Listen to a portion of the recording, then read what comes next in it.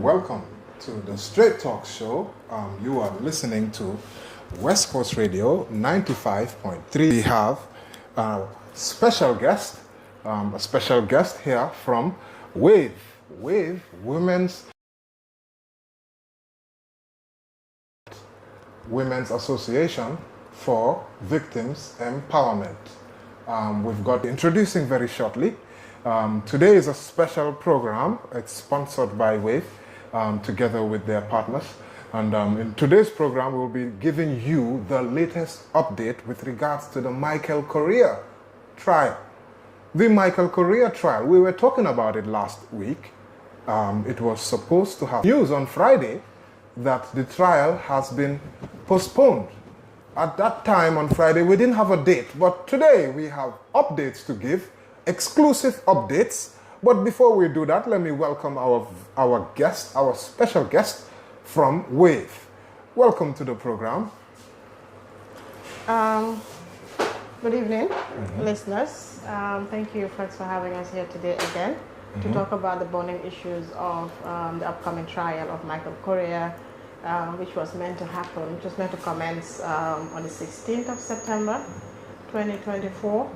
But apparently we have some hold-ups with the judicial system, which we will delve in as we go along, and then they're 6 months away.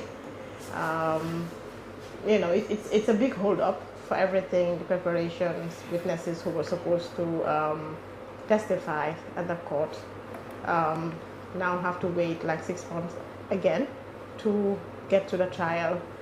But all in all, we're trying to see the positives of it.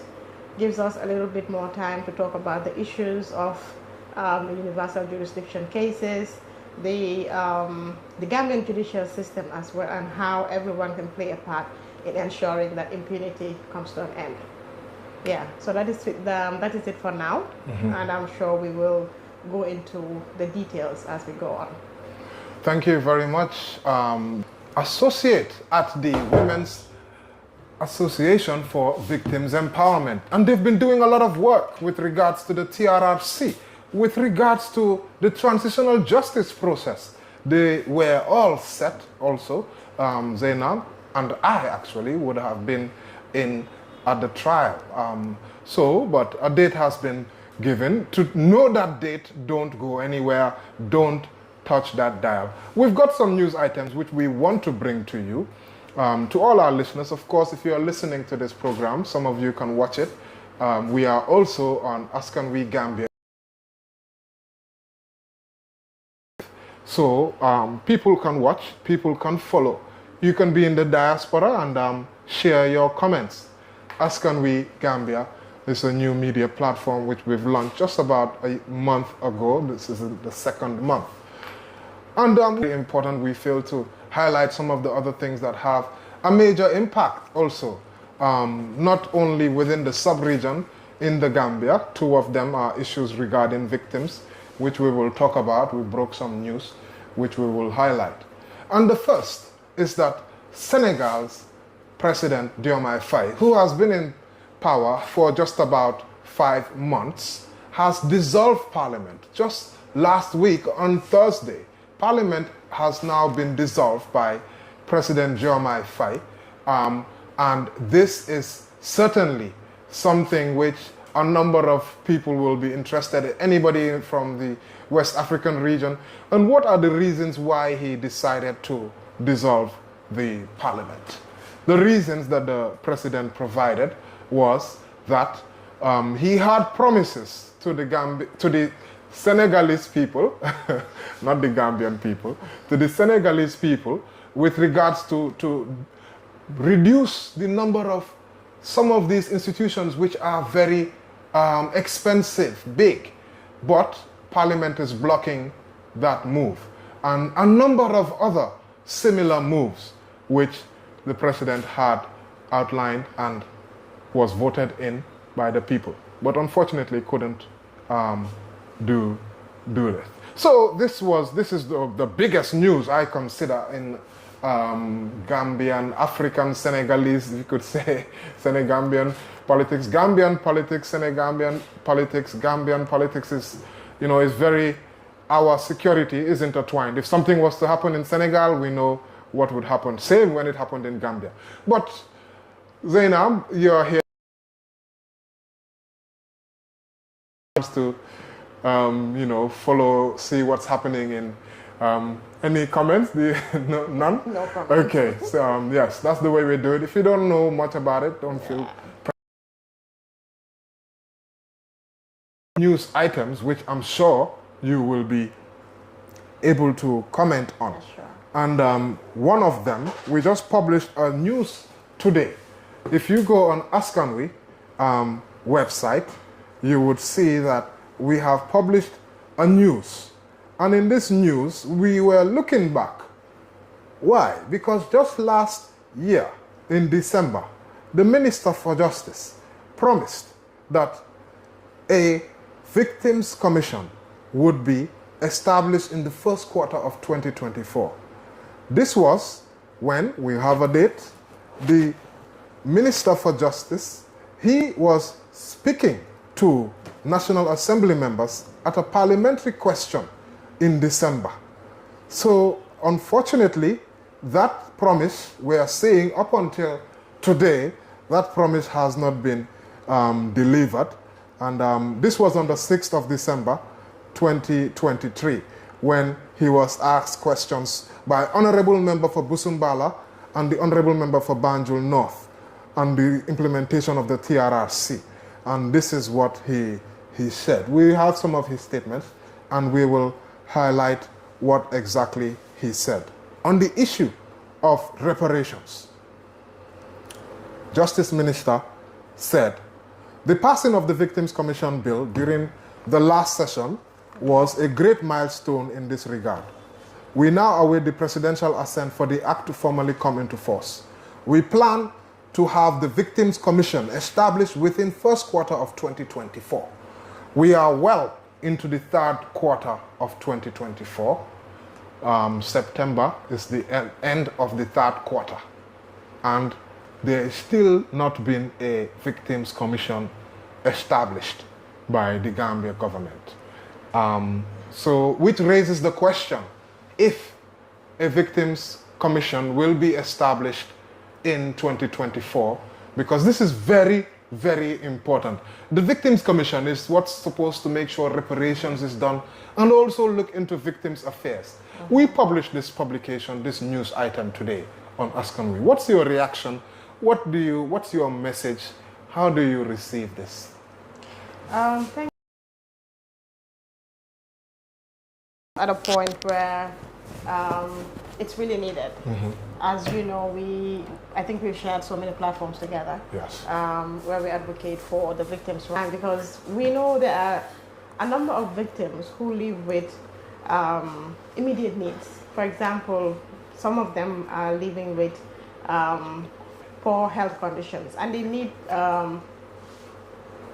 some interim reparations, mm-hmm. interim support right mm-hmm. now. Yes. And waiting on a commission to start mm-hmm. is something that is one, delaying the process for them. Is, if you look at it in a way, mm-hmm. it's like you're denying them access to what they're entitled to. The mm-hmm. state has a responsibility to cater to the needs of the victims because it was the state that violated their rights. Mm-hmm. So it's a primary responsibility of the state to take care of these victims. Although we understand that reparations is broad in its term, but here when we're talking about the Reparations Commission, I believe it's the monetary reparations that they are going to be given. As we know, the TRRC mm-hmm. had started paying on pro rata basis. Mm-hmm. Some of the victims, not everyone, had received some percentage of the monies that they were allocated for.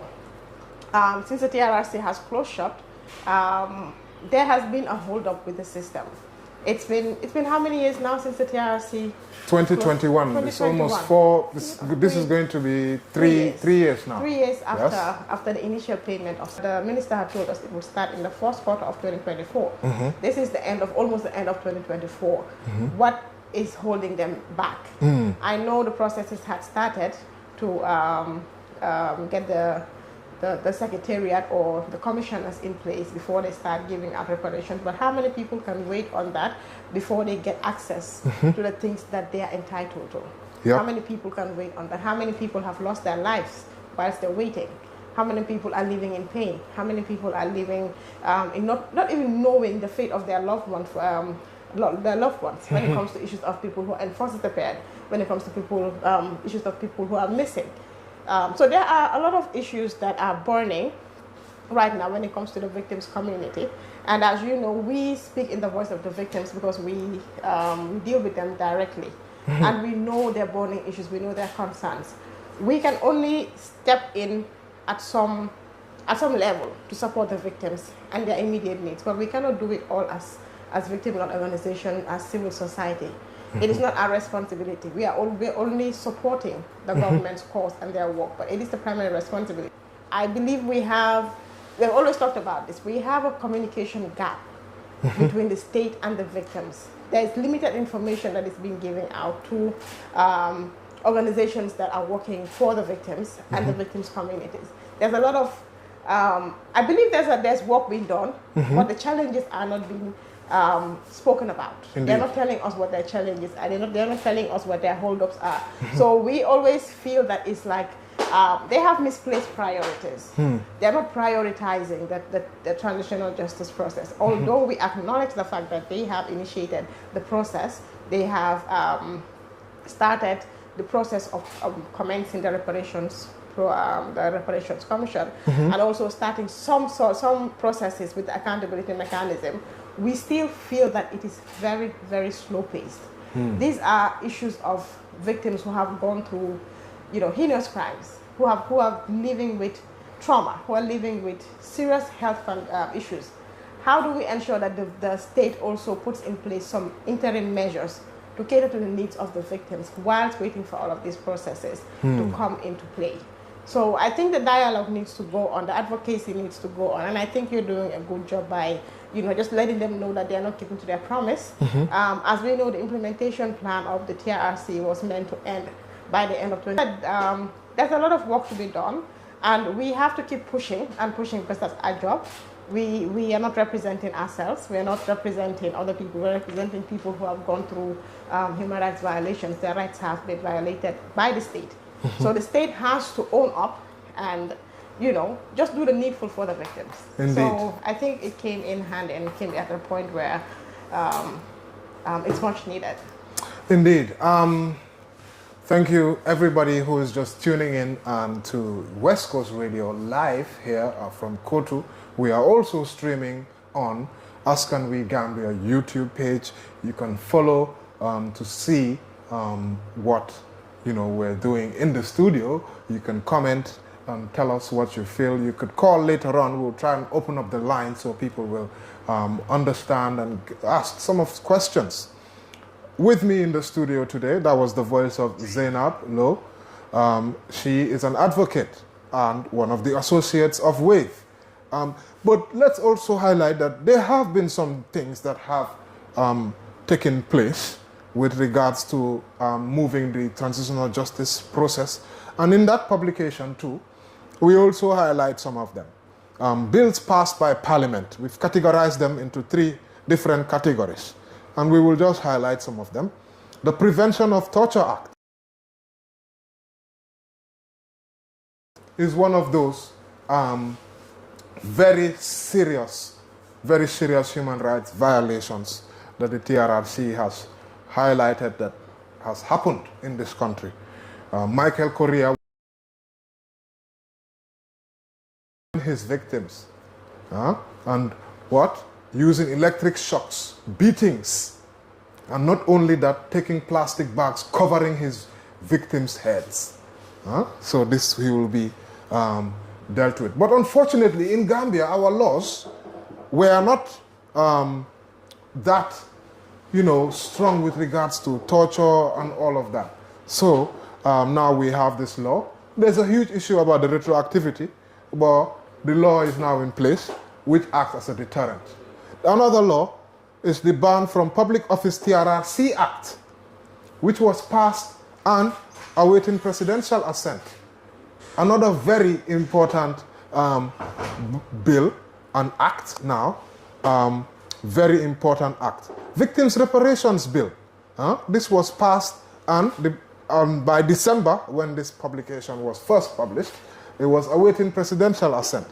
And it's supposed to be, they're supposed to have established the commission and then go ahead. So those are some of the things that government have done.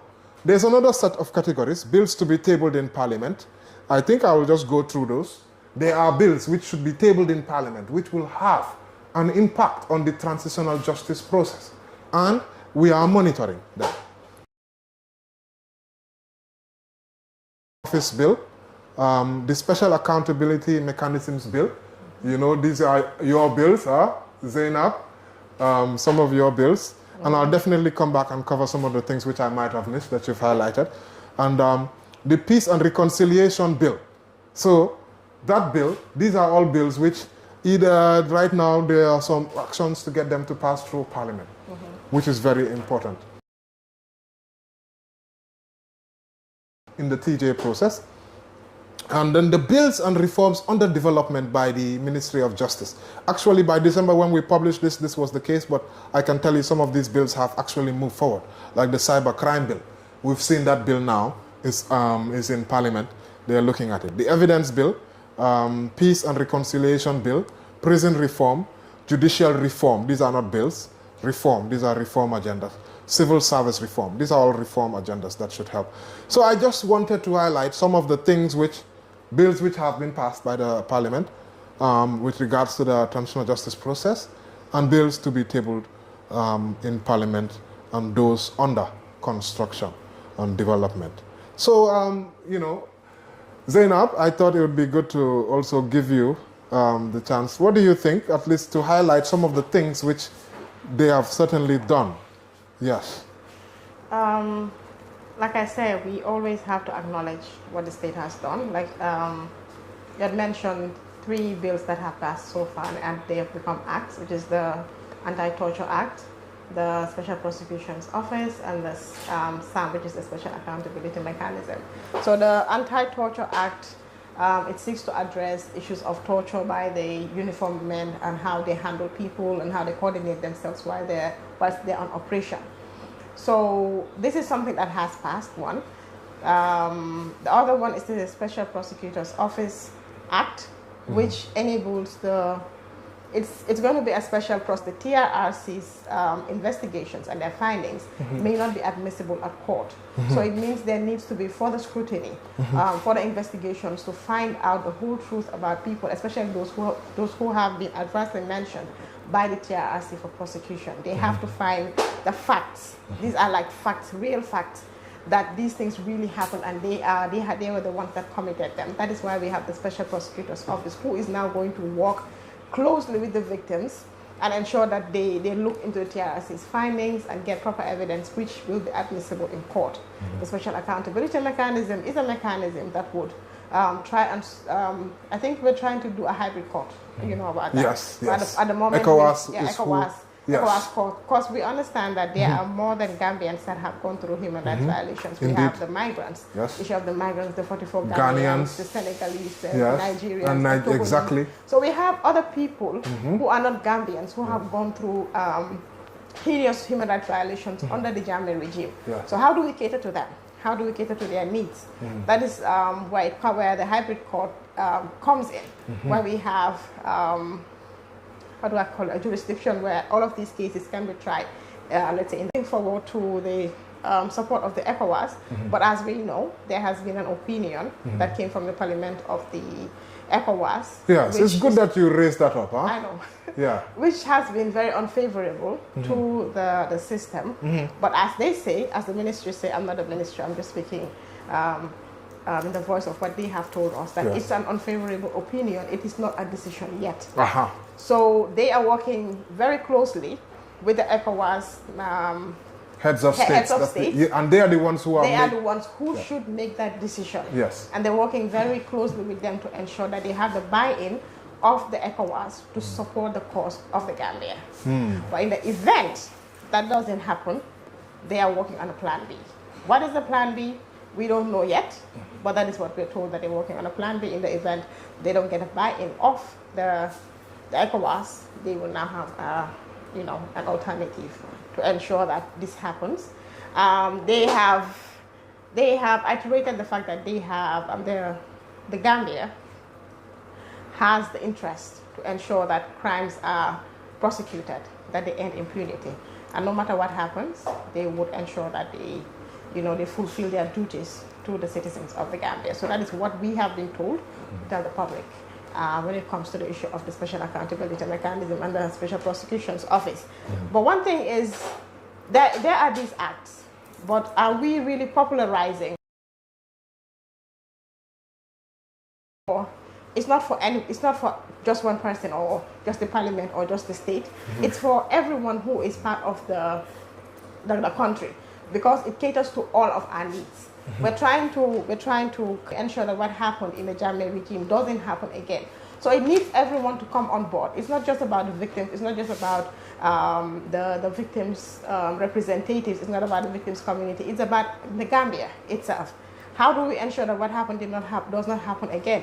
Because it has happened to me, it has happened to someone else, doesn't mean it cannot happen to Mr. X or Y or Z again. So let us all find a way of ensuring that we know our laws, we know what is happening in the country, especially at parliament level, and just listening on the platforms, even if you're not part of the process, but listening on the platform, call in, ask the question so you understand, because it caters to everyone.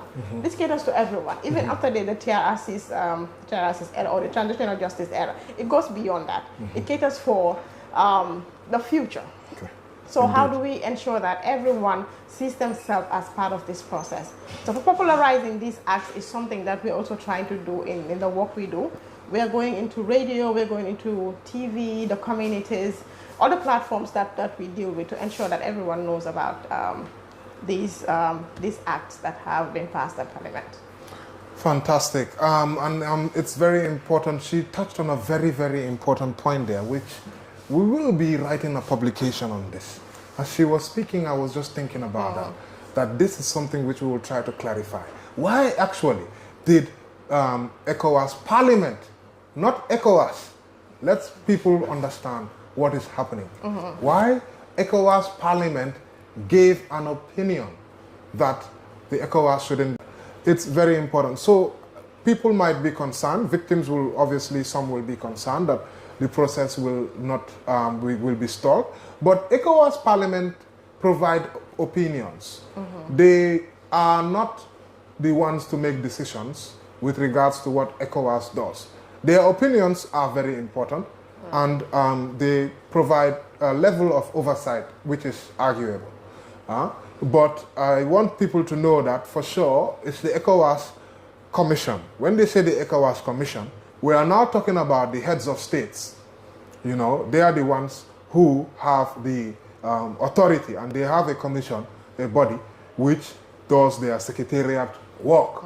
So that is ECOWAS, the authority. So they are the ones to make the decision at the end of the day. And obviously, as a Gambian and concerned, somebody who is close with the victims, I do hope that the ECOWAS Parliament themselves revisit that decision, because there needs to be some explaining as to how such a decision was made when Ghanaians are affected, Nigerians are affected. Other very important role. Human rights is one of the areas where these bodies, ECOWAS, can intervene. Certainly.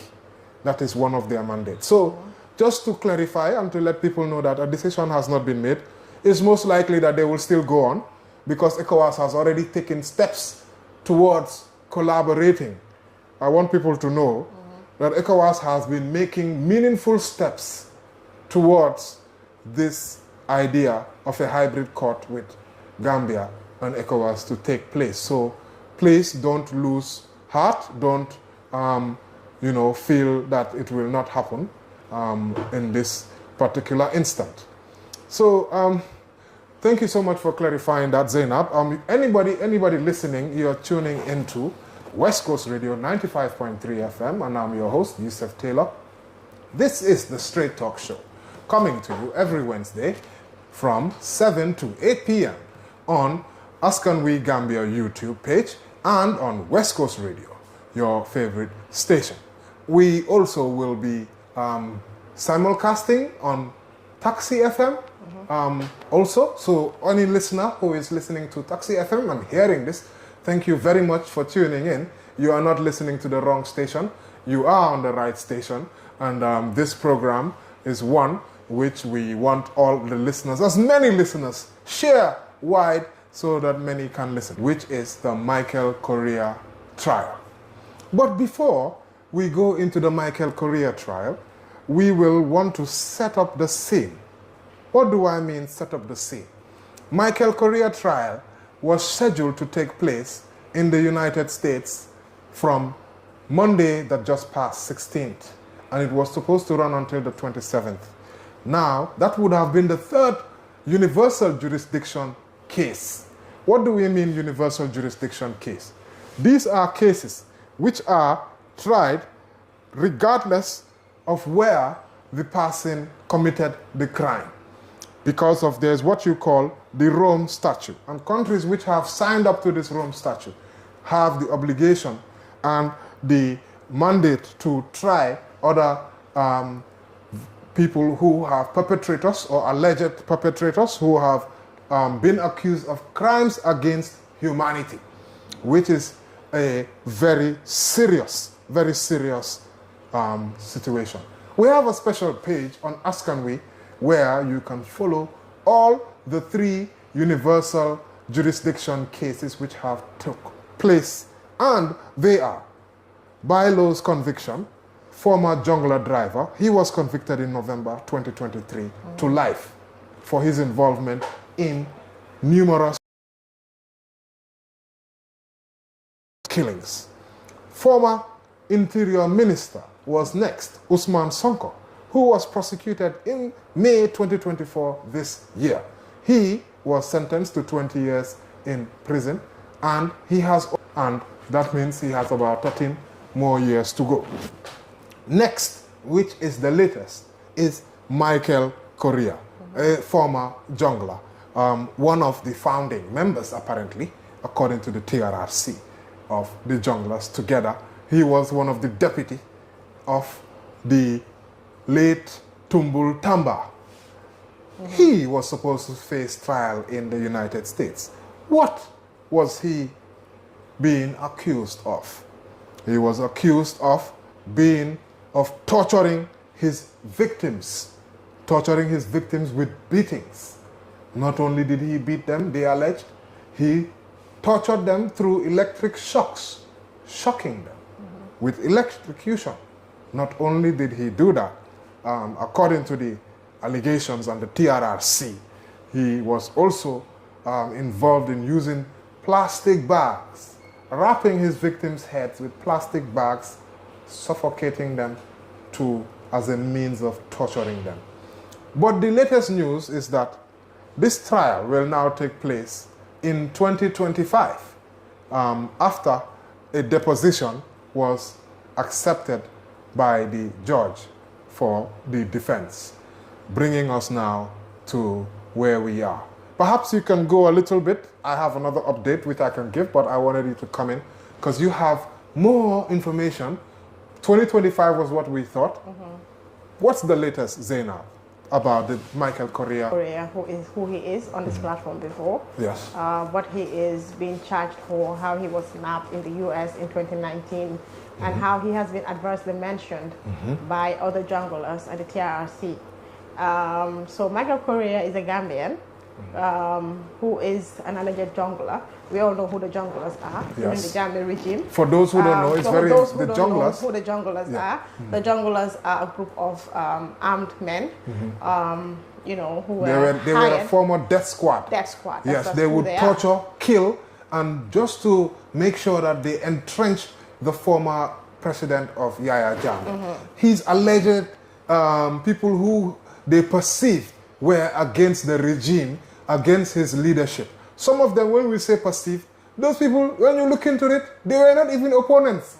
Some of them were ordinary bystanders. Some of them were just people who came back to the Gambia, two Gambian US who returned They came back and they wanted to do business in their country. Unfortunately, they were killed. And many others. The junglers were the most heinous through Tumbul Tamba. Sorry, you can continue. I thought it's very important for people to know the junglers. I agree. So as it is, we were expecting to commence the trial of Correa in the U.S., who is being charged with cases of torture and conspiracy to commit torture. He's going to face 7 counts of torture, to which, if he is found guilty, would each count he would serve 20 years for each count of torture. Altogether, it would have been 140 years. Wow!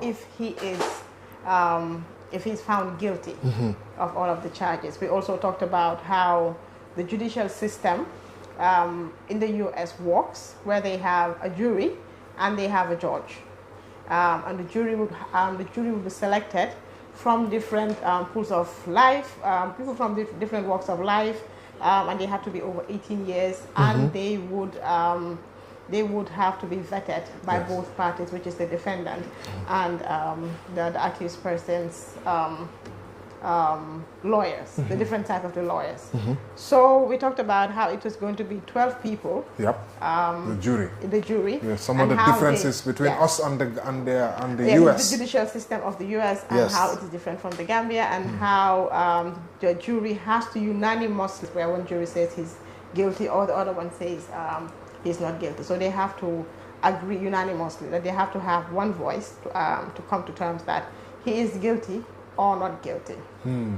So this was meant to start September 16th, because this Monday. But apparently the defendant put in 2 motions.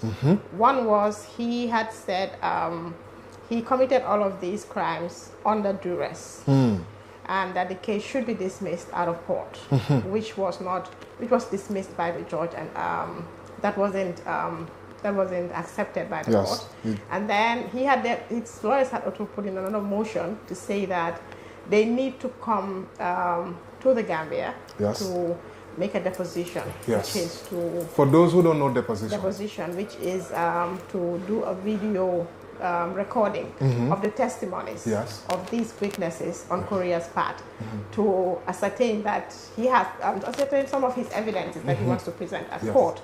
But because his witnesses refused to travel to the U.S. because they asked the U.S. to give them immunity in the event they have to travel to the U.S. And then the U.S.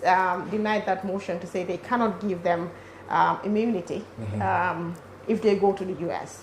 Thus them declining. They declined to travel.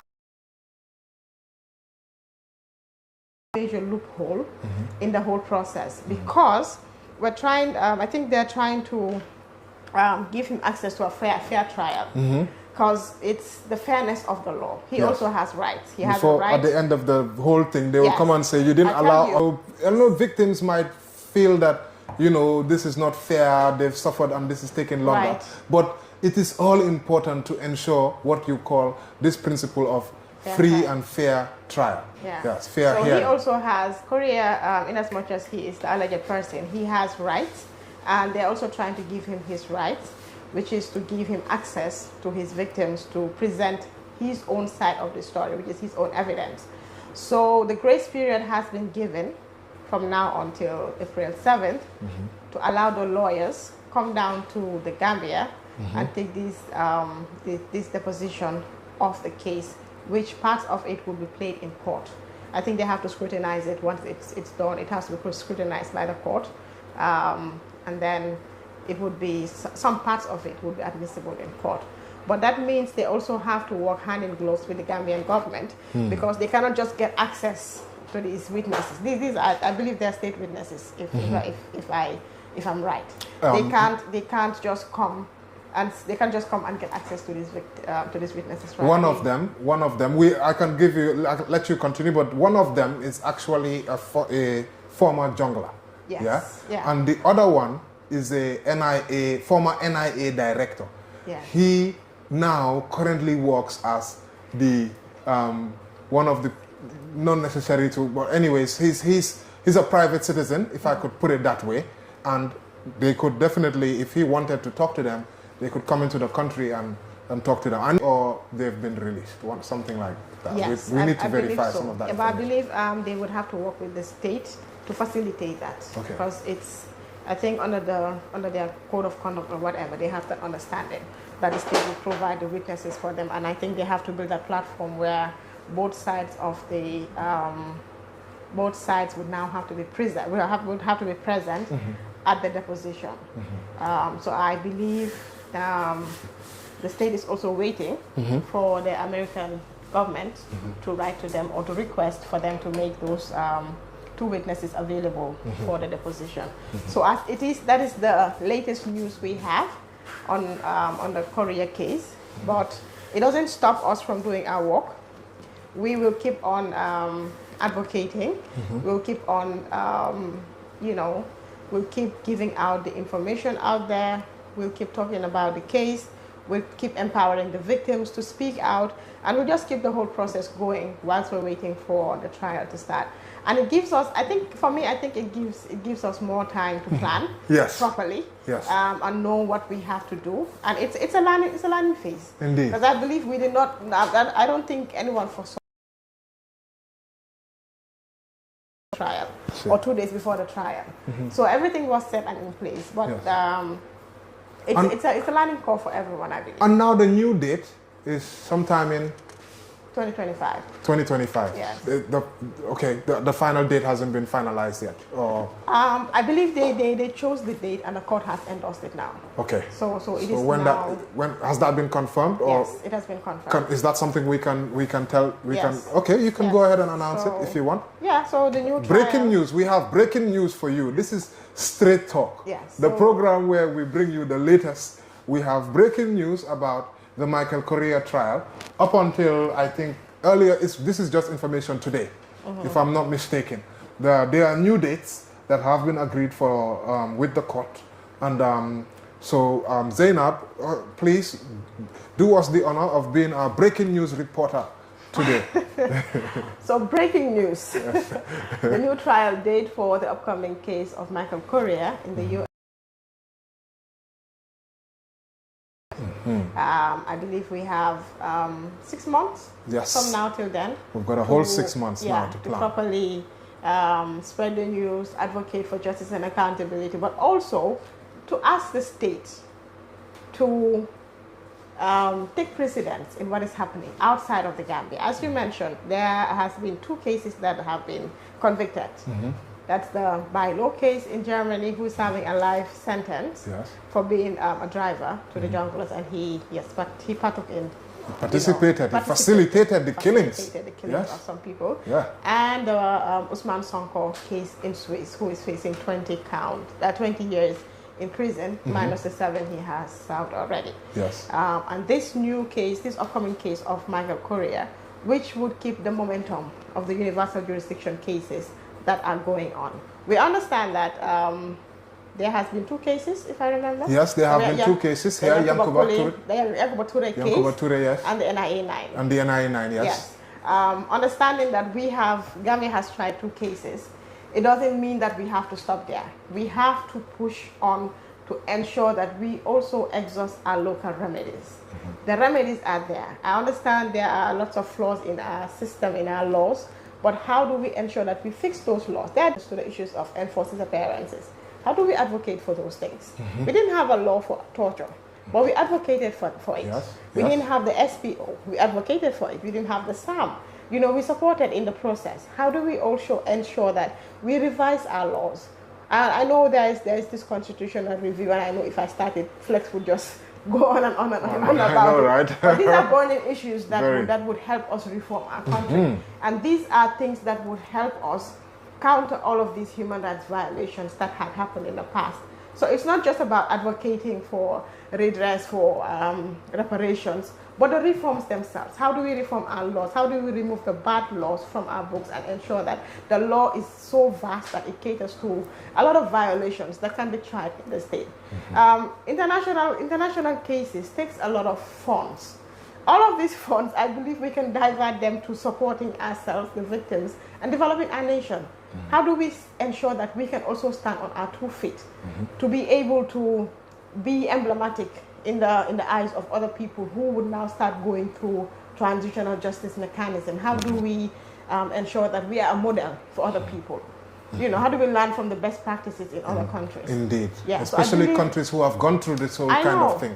You know, so I think we also have to be very critical in what we do to ensure that we also stand on our feet and bring our minds together and our, you know, our resources, you know, our intelligences together to build our nation. Because this is a national call. It's a national of the world.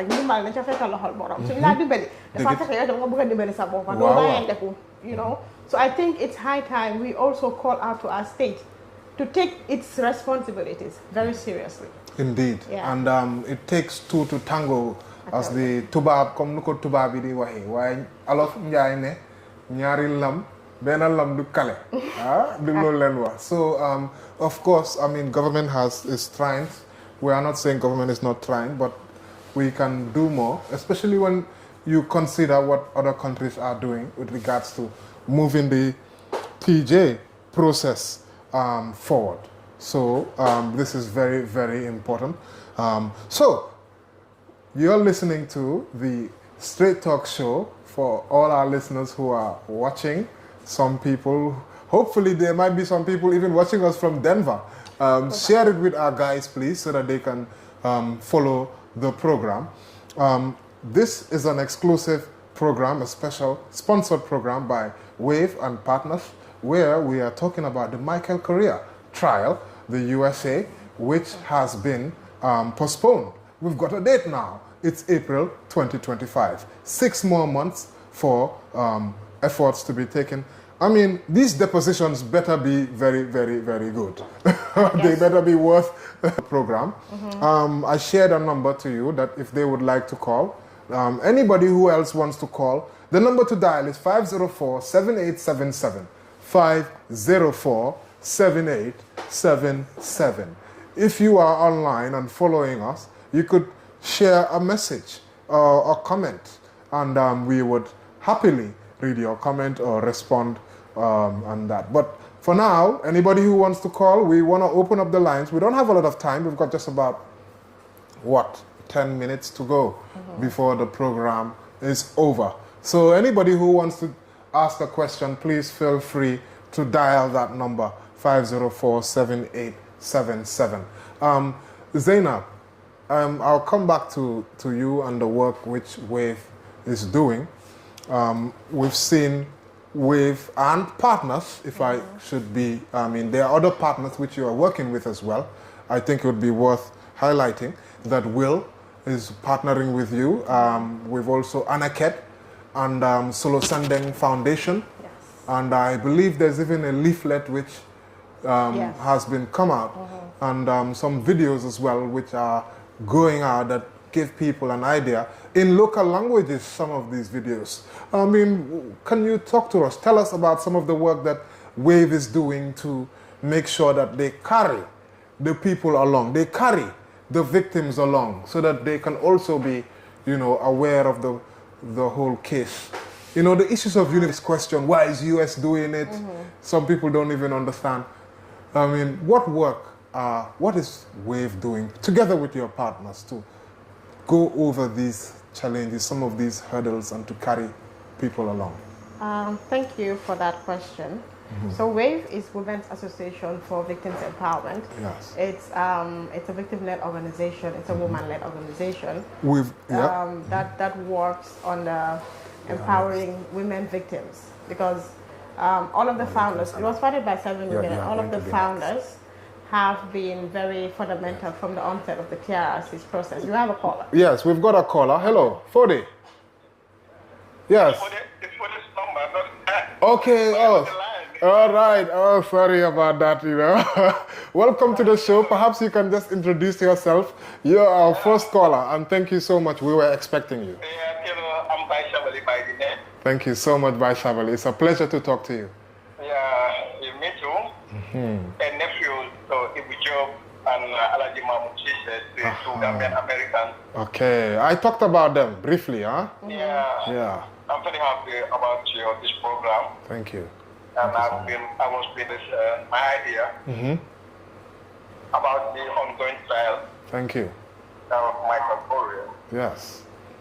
But unluckily, things have been becoming delayed. But it's a lifestyle. And we victims, definitely, we cannot say we don't appreciate this, but we are not even thinking about that. Yeah, but with all that, we are still, praying for the continuation of the trial. So are you looking forward to April when the trial will is expected to progress forward? Inshallah. As time goes on, we are on the programs, channels. Yeah, but we are appealing to the government to give push up at this. Yeah, although the two witnesses cannot reach to America at this, let them give them chance for the lawyers for them to come and take their testimonies. Yes. Yes. Yeah. That seems to be the only hold-up right now, but at least dates have been put out. Thank you so much for calling. You know, we hope that this forward and this kind of thing to never happen. I mean, Gambians, US Gambians who have decided that, you know what, we will come back to our country. We want to do something in our country. We want to help our people. Open arms to welcome them. Not so, my brother? Of course not, especially relatives and neighbors. But the TRRC... I too, Sabali, I was a key stone to my uncle, I can say. Yeah, but things, ended in a bad mood in our family. It's unfortunate. It's unfortunate. We sympathize. We didn't know that we just had the one that they have been killed by the origin. That's what the TRRC. Taking them more time. But the way the way they killed them was really so sad. Inhumane. We don't want to repeat it. Yeah, we definitely don't want to repeat. Some of the details are so gruesome. If you are having, it's unfortunate. I'm for Correa. Yes. I really was thinking that it came from this, but God's eyes is so far and wide. And now he's been nabbed. So we'll turn like this for him. Yeah. Thank you so much for calling. Very passionate. Spying my uncle. Yes. Yes. That's what the TRRC noted. That he was the very one who was trailing and following the spy guy who yes. was giving directions to the journalists. Yes. And then they yes. Was supposed to be yes. And then from there they took them to the yes, to the Kanyilai where they were interrogated or tortured. Forcing them to speak that they came here to overcome the identity enforcement. They are the one who put those words in their mouths. Yeah, unfortunately. Yeah, and they cannot escape from those words. They didn't accept those words. After that's the very time they took them to Kanilai. Oh. At the time, the Babili Mansa guy gave them order to be slaughtered. Unfortunate. Unbelievable. Thank you so much for talking to us. It's unfortunate, but hopefully April we will be watching and we will be following, and it might be another conviction. Let's see what happens. Yeah. Thank you so much, Jello. Thank you so much, Seda. Thank you. Thank you, bye for calling in. Thank you so much. And thank you for simulcasting this program also on Taxi FM. We very much appreciate it. I'm live there, yeah. Perfect. Really. Wonderful. Thank you. You're welcome. Cheers. Thank you very much. That talked by Michael Correa. He was the informant who gave information that led to their arrest and eventual execution. Obviously, they were tortured before to force them to confess that they came to overthrow the government. Completely false. Zainab, we don't have long to go. We've got less than 5 minutes to the end of the program. You heard him there speaking as a victim. The whole country is a victim. Are victims, if I could put it that way, because everybody lived in a state of fear. You never knew whether your family would be the next one that was called. What's your message of, to inspire victims? Sometimes I feel we can, when we talk about these things, it can bring us very down, but we need to have courage to make sure that we go on, we plan for the next 6 months, and we execute the plan in April 2025. Your message? Like I always say, it's not the end of the road. It's a glitch in the system. It's a glitch in the journey to attaining justice and accountability. But I'd just like to keep reiterating the fact that we should not lose hope. It is the victims who should be in the forefront. I forgot to say that I am also a secondary victim of enforced disappearances. And Correa has been Ibulo at the Marina, Soldao, Julia, and the likes of them. So I find myself as someone who had lived the experience, and I also want to encourage others who are going through the same issues, even if it's human rights violations, not to lose hope. It's a very devastating process. I'd say it takes a lot from you.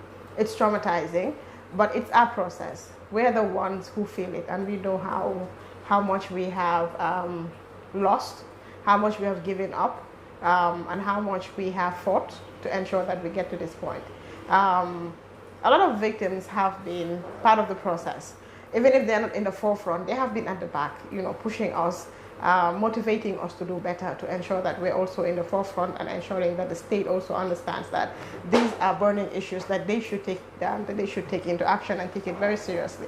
So I just want to call on to all the victims out there not to lose hope in the process, and for those whose cases have not even gotten to court, to just tell them that there are people who have the interest to ensure that their case goes across. It goes beyond where it is now. We're working very closely with other partners who are in the country, who are not in the country, globally, to ensure that what happened before doesn't happen again, and those who have been adversely mentioned as people who had committed these crimes would face justice in one way or another. Thank you very much. I also wanted to say that WAVE is working under the with this project, we're working under the purview of the Alliance for Victim-Led Organizations, which consists of 8 victim-led and victim-focused organizations that came together as a consortium to ensure that we were able to cover more ground as an alliance, and also have a firmer voice to ensure that we can speak to the state and they listen. So WAVE, ANECED, WILL, and Solo Sanding Foundation are working closely with Center for Justice and Accountability. That Correa is tried under the cases of torture. He has committed other crimes, but the U.S. can only try him under the Torture Act, because they have a Torture Act. That doesn't mean he will not face trial with the other cases like torture leading to the death of these victims. So let's all work together. We also want to call the public to also support the process, because the public also plays a key role in all of this. How do we ensure that the public also see themselves as part of the process and support the victims, to see that the never again slogan becomes a reality. Indeed, and that's the perfect way to end the program. That was the voice of Zainab Low, our special guest, an associate with WAVE, Women's Association for Victims Empowerment. And we were talking about the Michael Correa trial, which has now been postponed to April 2025. 6 more months to prepare for this U.S. trial of a former jungler, which will be the third in the series of universal jurisdiction trial cases. I am Yusuf Taylor, your host for the Straight Talk Show, coming to you live on West Coast Radio every Wednesday from 7 to 8 p.m. We're also live on Ask and We Gambia YouTube page and simulcasting on Taxi FM radio, which we are very grateful for having. But that's all we have for you today. We will be back again next week for another Straight Talk Show. Don't go